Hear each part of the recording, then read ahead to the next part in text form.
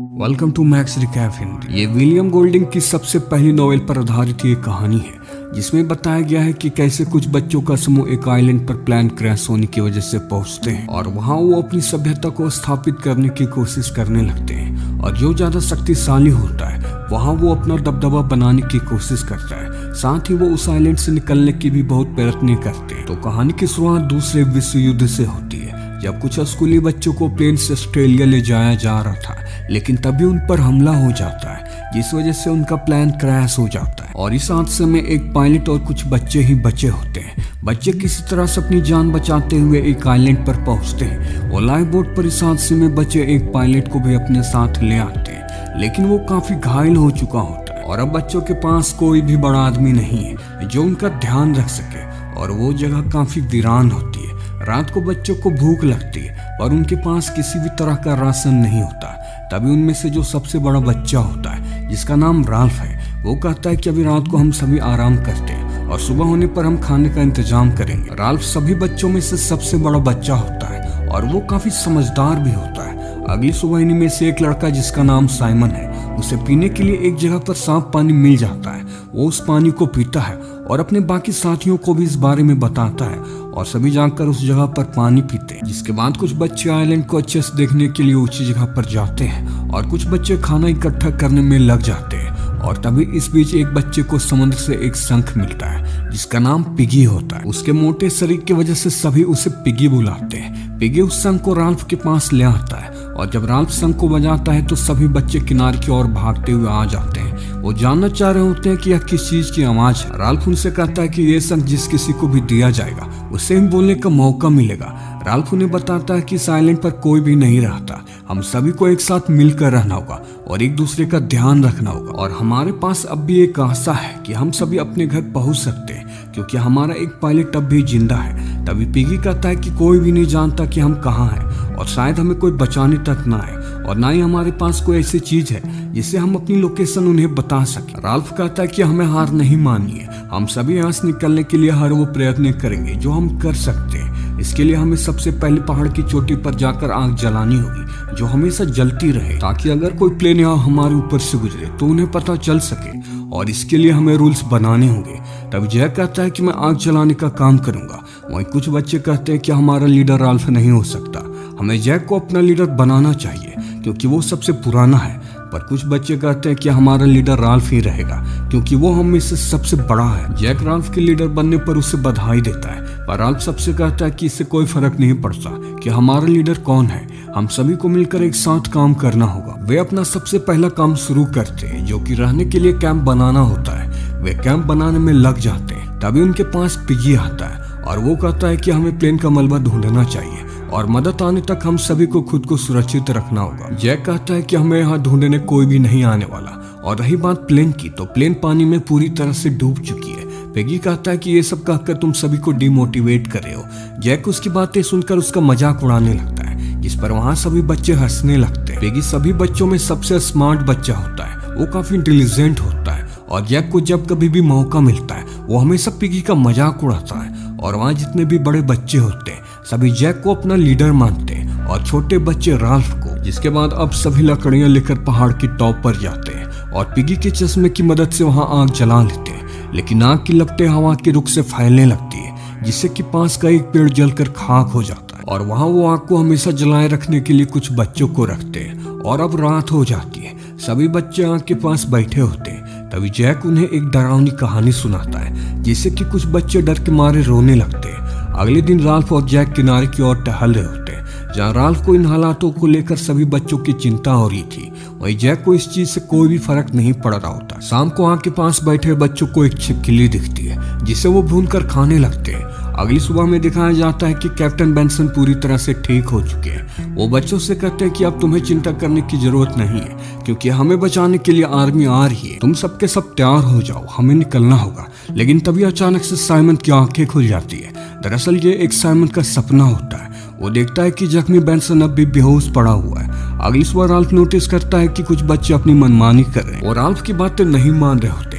Ralph शंख बजाकर सभी को अपने पास बुलाता है और उन्हें समझाता है कि तुम सभी को रूल्स मानने होंगे, नहीं तो हम यहाँ से कभी भी बाहर नहीं निकल पाएंगे और हमें अपने आप को जिंदा रखने के लिए खाने की सख्त जरूरत है। हम यहाँ के फलों पर सिर्फ जिंदा नहीं रह सकते। अब से हम समुद्र से मछलियां पकड़ेंगे।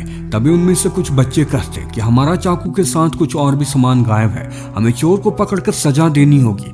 राल्फ पूछता है कि वो सजा क्या होनी चाहिए, तो बच्चे कहते हैं कि हम उसे जान से मार देंगे। ये बातें राल्फ को डरा देती है कि बच्चे आखिर किस तरह की बातें कर रहे हैं। राल्फ कहता है कि हम ऐसा कुछ भी नहीं करेंगे, वे जो भी होंगे वे हमारे ही बीच के साथी हैं।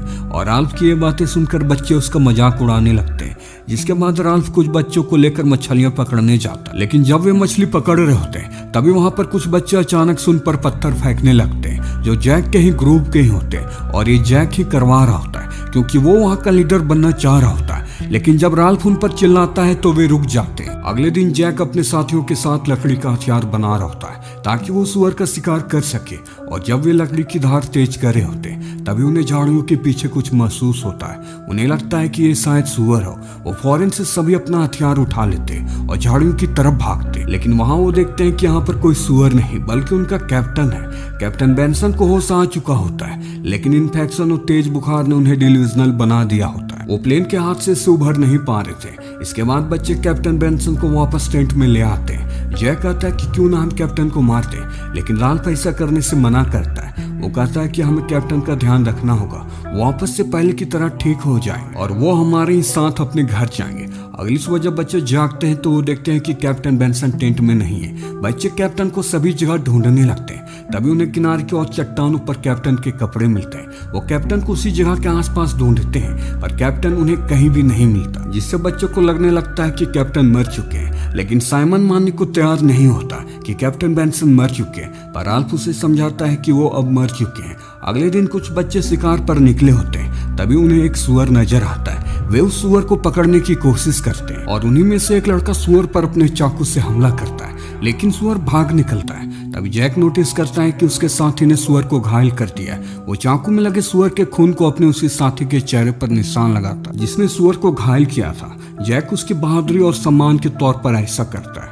अगले दिन एक हेलीकॉप्टर उस आइलैंड के करीब से गुजरता है, जिसे देखकर बच्चे खुश हो जाते हैं। वे मदद के लिए काफी आवाज देते हैं, पर इसका कोई भी फायदा नहीं होता। राल्फ पहाड़ की चोटी पर जाता है, जहाँ वो देखता है कि आग जल ही नहीं रही है, वहाँ पर कोई भी नहीं होता। जिसके बाद राल्फ जैक के पास जाता है और वहाँ वो देखता है कि सभी बच्चों ने अपना हुलिया बदल लिया है। वे अपने चेहरे पर खून के निशान और धूल मट्टी लगाए हुए होते हैं और उनके पास एक मरा हुआ सुअर भी होता है। राल्फ जैक से कहता है कि तुम्हारे वजह से कोई भी लड़के रूल्स मान नहीं रहे। अगर आज आग जलती रहती तो हमें मदद मिल सकती थी। जैक कहता है कि वे शिकार कर रहे थे। तभी दोनों बातों बातों में लड़ जाते हैं। इस बीच पिगी राल्फ की तरफ से समझाने आता है, लेकिन जैक उसे धक्का दे देता है। पिगी राल्फ का सबसे अच्छा दोस्त होता है और जैक उसे जरा सा भी पसंद नहीं करता।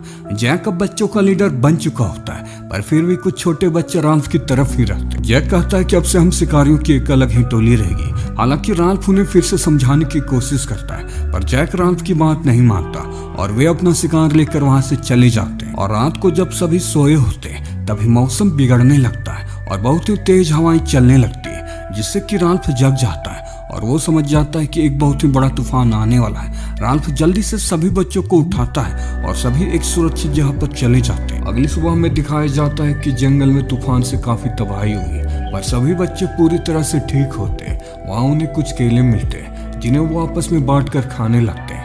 राल्फ अपने साथियों से कहता है कि हमें पहाड़ की चोटी पर जाकर आग जलानी चाहिए। वे सभी पहाड़ की ओर जा रहे होते हैं। तभी रास्ते में उन्हें जैक और उसके साथियों के किए हुए शिकार मिलते हैं। वो अपने आसपास देखते हैं, पर वहाँ पर कोई भी नहीं होता और उन्हें भूख भी लगी होती है। वे उनके शिकार को खाना चाहते हैं, पर राल्फ उन्हें मना कर देता है। वो कहता है कि ये उनका शिकार है, हमें उनसे उलझना नहीं चाहिए। राल्फ के साथी उसकी बात मानकर आगे बढ़ने लगते हैं। वे पहाड़ की चोटी पर जाकर एक बार फिर से आग जला देते हैं और दूसरी ओर जैक और उसके साथी शिकार पर होते हैं। तभी उसके एक साथी लैरी को एक इग्वाना दिखता है और वो उसका पीछा करने लगता है और पीछा करते करते वो एक गुफा के अंदर चला जाता है। तभी कोई चीज उस पर हमला कर देती है, जिससे लैरी घबरा जाता है और वो अपने हथियार से उस पर हमला करके जैसे तैसे वहां से भागता है और जैक को बताता है कि वहां गुफा में एक राक्षस है, उसने मुझ पर हमला किया है। जैक अपने साथियों के साथ गुफा के पास जाता है और इससे पहले कि वो गुफा के अंदर जाते हैं उन्हें तेज डरावनी आवाजें सुनाई देती है, जिससे कि सभी बच्चे डर कर मारे वहां से भागने लगते हैं। इसके बाद जैक आग लेने पहाड़ पर जाता है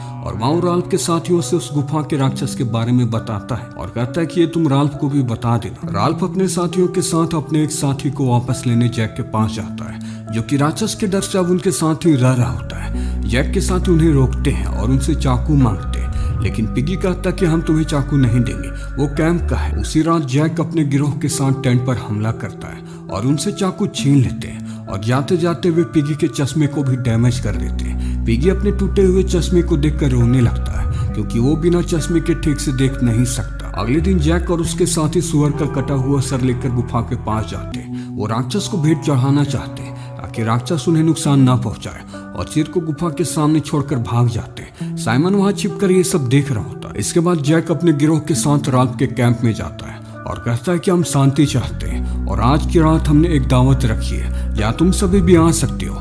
जैक वहाँ खुद को मुखिया के तौर पर पेश करता है। रात को राल्फ और पिगी उनके दावत में जाते हैं, जहाँ वो देखते हैं कि दोनों जुड़े भाई सैमो और एरिन और कुछ बच्चे जैक के गिरोह में शामिल हो गए और अब राल्फ के पास पिगी और साइमन ही बचे होते हैं। जैक अपने वादे के मुताबिक उन्हें कुछ मांस देता है और कहता है कि तुम भी हमारे गिरोह में शामिल हो जाओ, पर राल्फ और पिगी दोनों इसके लिए मना कर देते हैं। राल्फ कहता है कि हमें खाने की जरूरत नहीं है, मैं तुम्हारे दावत में तुम सभी को समझाने आया था। तभी उनमें से एक लड़का कहता है कि हमें राल्फ से शंख ले लेनी चाहिए। पिगी कहता है कि शंख हमारे कैंप में है और जिसे हम तुम्हें कभी भी नहीं देंगे। ये सुनकर जैक को पिगी पर गुस्सा आता है और वो उसे धक्का देकर कहता है कि तुम दोनों यहाँ से चले जाओ। और उनके जाने के बाद जैक अपने साथियों के साथ आग के गोल गोल घूमकर सभी एक रिचुअल करते हैं और दूसरी तरफ साइमन एक लाइट लेकर गुफा के अंदर जाता है। दरअसल उसे यकीन होता है कि इस गुफा में कोई राक्षस वाक्षस नहीं रहता, और वो गुफा के अंदर जाता है तो उसे गुफा में कैप्टन बेंसन की लाश मिलती है, जिसे हाल ही में लैरी ने राक्षस समझकर उन पर भाले से हमला कर दिया था और सभी को बताया था कि गुफा के अंदर एक राक्षस है। साइमन गुफा की सच्चाई सभी को बताने के लिए जाता है, लेकिन जब वो भागता हुआ उनकी तरफ आ रहा होता है तो सभी साइमन को मॉन्स्टर समझ लेते हैं और उस पर हमला कर देते हैं, जिससे कि साइमन की मृत्यु हो जाती है और जल्द ही उन्हें एहसास हो जाता है कि उन्होंने गलती से साइमन को मार दिया। राल्फ और पिगी साइमन की मौत से काफी दुखी हो जाते हैं और अब वे उस आइलैंड से किसी भी तरह से निकलना चाहते हैं। पिगी कहता है कि हमें किसी की मदद का इंतजार करना नहीं चाहिए, हमें राफ्ट बनाकर यहाँ से निकल जाना चाहिए। और उसी रात एक बार फिर जैक अपने गिरोह के साथ राल्फ के कैंप पर हमला करता है और इस बार वे पिगी के चश्मे को भी अपने साथ ले जाते हैं। और अगली सुबह पिगी राल्फ से कहता है कि हमें जैक की बात मान लेनी चाहिए, जिसके बाद राल्फ और पिगी जैक के कैंप में जाते हैं और वहां पहुंचकर राल्फ शंख बजाता है और कहता है कि हम एक सभा बुला रहे हैं, पर जैक कहता है कि अब यहाँ पर कोई भी तुम्हारे नियम नहीं मानते। राल्फ जैक से पिगी का चश्मा वापस करने को कहता है, पर जैक कहता है कि ये चश्मा हमारे बहुत ही काम का है, हम इससे आग जलाते हैं। इस पर राल्फ उससे कहता है कि तुम बिना किसी से पूछे कोई सामान नहीं ले जा सकते हो। जैक कहता है कि मैं हर एक चीज लूंगा जो मुझे चाहिए, जिसके बाद दोनों आपस में लड़ने लग जाते हैं। तभी पिगी शंख बजाता है, जिससे कि दोनों रुक जाते हैं। पिगी उन्हें समझाता है कि हम सब एक हैं, हमें आपस में लड़ना नहीं चाहिए, हमें यहाँ से किस तरह से बाहर निकलना है ये सोचना चाहिए। लेकिन तभी रॉजर ऊपर से एक बड़ा सा पत्थर पिगी पर गिरा देता है, जिससे कि पिगी के मौके पर ही मृत्यु हो जाती है और इस मंजर को देखकर सभी शॉक हो जाते हैं। राल्फ को यकीन नहीं आ रहा होता है कि पिगी की मृत्यु हो गई। पिगी की मौत से राल्फ को बहुत गुस्सा आता है। वो जैक से कहता है कि मैं इसका बदला जरूर लूंगा। ये कहकर राल्फ वहां से भाग जाता है और अब जैक उसे भी मारने के लिए तुल जाता है। रात को राल्फ चुपके से जैक के कैंप पर जाता है, पर वहाँ वो दोनों जुड़वे भाई पहरा दे रहे होते हैं। वे राल्फ को देख लेते हैं, पर वो राल्फ को कहीं न कहीं पसंद करते थे। वे राल्फ को इस आइलैंड से भागने को करते हैं। वे राल्फ को बताते हैं कि जैक और उसके साथी उसे मारने का प्लान बना रहे हैं। और जब राल्फ अपने कैंप में सो रहा होता है तभी उसे धुएं का एहसास होता है। वो उठकर देखता है कि जैक और उसके साथियों ने उसे बाहर निकालने के लिए जंगल में आग लगा दी है। जैक और उसके साथी राल्फ को देख लेते हैं और वो उसका पीछा करने लगते हैं। राल्फ उनसे बचने के लिए एक गिरे हुए पेड़ के नीचे छुप जाता है, लेकिन जुड़वा भाई उसे देख लेते हैं, पर वो जैक को कुछ भी नहीं बताते। और जब राल्फ किनारे की ओर भाग रहा होता है तभी जैक के साथी उसे देख लेते हैं। राल्फ भागते वक्त किसी चीज से ठोकर खाता है, जिससे कि वो नीचे गिर पड़ता है, लेकिन जंगल में आग लगने की वजह से अमेरिकी मरीन कॉर्प्स ऑफिसर आइलैंड पर आ चुके होते हैं। राल्फ अपने सामने उस ऑफिसर को देखकर रोने लगता है और इधर जैक और उसके साथी आर्मी को देखकर रुक जाती है। ऑफिसर वहाँ का मंजर देखकर पूरी तरह से हैरान रहता है कि आखिर यहाँ क्या चल रहा है। इसके बाद आर्मी बच्चों को रेस्क्यू कर लेती है और इसी के साथ आज की ये कहानी यही खत्म होती है।